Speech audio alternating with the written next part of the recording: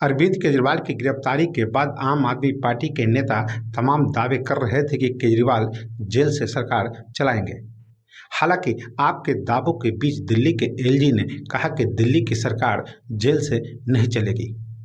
ऐसे में आइए जानते हैं कि क्या राष्ट्रपति शासन लगेगा या मुख्यमंत्री पद से हटेंगे केजरीवाल। तो सबसे पहले नमस्कार, आप देख रहे हैं न्यूज़ और मैं आपके साथ विपिन। दिल्ली के मुख्यमंत्री अरविंद केजरीवाल क्या जेल से सरकार चला सकते हैं, इसे लेकर कई दिन से बहस जारी है।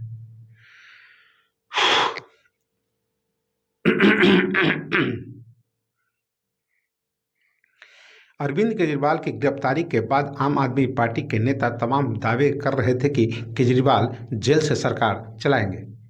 हालांकि आपके दावों के बीच दिल्ली एलजी ने कहा कि दिल्ली की सरकार जेल से नहीं चलेगी। ऐसे में आइए जानते हैं कि क्या राष्ट्रपति शासन लगेगा या मुख्यमंत्री पद से हटेंगे केजरीवाल। तो सबसे पहले नमस्कार, आप देख रहे हैं न्यूज़ और मैं आपके साथ विपिन। दिल्ली के मुख्यमंत्री अरविंद केजरीवाल क्या जेल से सरकार चला सकते हैं, इसे लेकर कई दिन से बहस जारी है। इस बीच दिल्ली के उपराज्यपाल बीके सक्सेना के बयान से एक और नई बहस शुरू हो गई है। दिल्ली के एलजी बीके सक्सेना ने बुधवार को साफ किया कि जेल से सरकार नहीं चल सकती। उन्होंने एक न्यूज चैनल के कार्यक्रम में सक्सेना ने कहा, मैं दिल्ली के लोगों को आश्वस्त करना चाहता हूं कि जेल से सरकार नहीं चलेगी। एलजी सक्सेना की एक टिप्पणी ऐसे समय में आई है जब हाल ही में ईडी की हिरासत से ही मुख्यमंत्री केजरीवाल ने 2 सरकारी आदेश जारी किए हैं। ईडी की हिरासत से केजरीवाल ने पहला आदेश रविवार को जारी किया था। इसमें उन्होंने जल मंत्री आतिशी को दिल्ली के कुछ इलाकों में पानी और सीवर से जुड़ी समस्याओं का समाधान करने का निर्देश दिया था। इसके बाद मंगलवार को उन्होंने दूसरा आदेश जारी किया, जिसमें स्वास्थ्य मंत्री सौरभ भारद्वाज को दिल्ली के सरकारी अस्पतालों और मोहल्ला क्लिनिकों में दवाओं की उपलब्धता सुनिश्चित करने को कहा था। ऐसे में एलजी सक्सेना की जेल से सरकार नहीं चलेगी टिप्पणी से नई राजनीतिक हलचल शुरू हो गई है। दिल्ली के कथित शराब घोटाले में मुख्यमंत्री अरविंद केजरीवाल को ईडी ने 21 मार्च को गिरफ्तार किया था। तब से ही केजरीवाल ईडी की कस्टडी में है। इसके बाद आम आदमी पार्टी के नेताओं ने कहा था कि केजरीवाल दिल्ली के मुख्यमंत्री थे, हैं और रहेंगे। आप नेताओं का कहना था कि जरूरत पड़ी तो केजरीवाल जेल से सरकार चलाएंगे। लेकिन एलजी सक्सेना के बयान से सवाल खड़ा होता है कि क्या ऐसा हो सकता है। दरअसल भारत के संविधान में ऐसा कोई प्रावधान नहीं है जो मुख्यमंत्री को जेल से सरकार चलाने की अनुमति देता हो। हालांकि ऐसा भी प्रावधान नहीं है कि जेल जाने पर मुख्यमंत्री को इस्तीफा देना होगा। फिर क्या, जब तक मुख्यमंत्री केजरीवाल ईडी या सीबीआई की जांच के दायरे में थे, तब तक एलजी के रूप में बीके सक्सेना की भागीदारी भी कम थी। लेकिन जेल जाने की स्थिति में अब दिल्ली के समान शासन को बहाल करने की जिम्मेदारी एलजी के फिलहाल उपराज्यपाल के पास केजरीवाल सरकार को बर्खास्त करने का भी अधिकार नहीं है, क्योंकि दिल्ली विधानसभा में आम आदमी पार्टी के पास बहुमत है।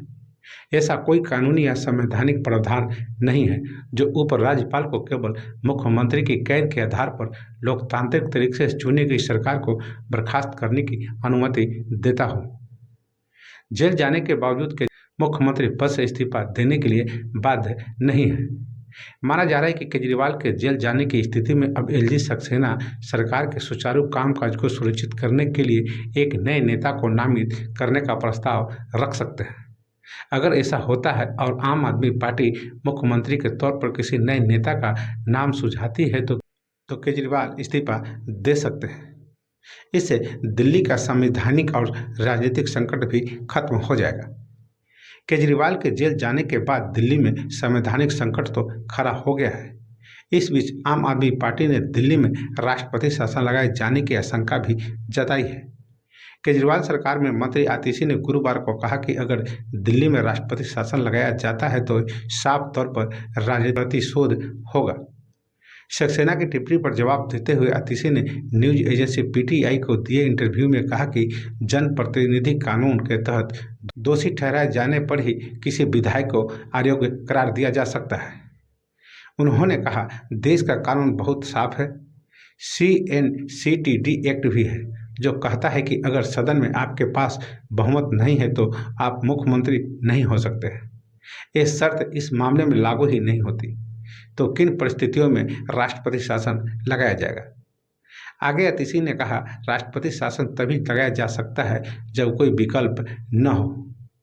अनुच्छेद 356 का मुद्दा कई बार सुप्रीम कोर्ट में गया है और हर बार अदालत ने कहा कि राष्ट्रपति शासन केवल तभी लग सकता है जब राज्य में कोई दूसरा विकल्प न हो। फिलहाल अरविंद केजरीवाल ईडी की रिमांड में है। उनकी रिमांड 28 मार्च को खत्म हो रही है। गुरुवार को राज एवेन्यू कोर्ट में उनकी रिमांड पर सुनवाई होगी। इससे पहले मुख्यमंत्री केजरीवाल ने गिरफ्तारी और रिमांड को दिल्ली हाईकोर्ट में चुनौती दी थी। इस पर उन्हें राहत नहीं मिली है। हाईकोर्ट ने ईडी से 2 अप्रैल तक जवाब मांगा है। इस मामले पर 3 अप्रैल को सुनवाई होगी। दिल्ली के कथित शराब घोटाले में केजरीवाल भी घिरे हुए हैं। इस कथित घोटाले में उनकी भूमिका की जांच को लेकर ईडी ने केजरीवाल को 9 समन जारी किए थे।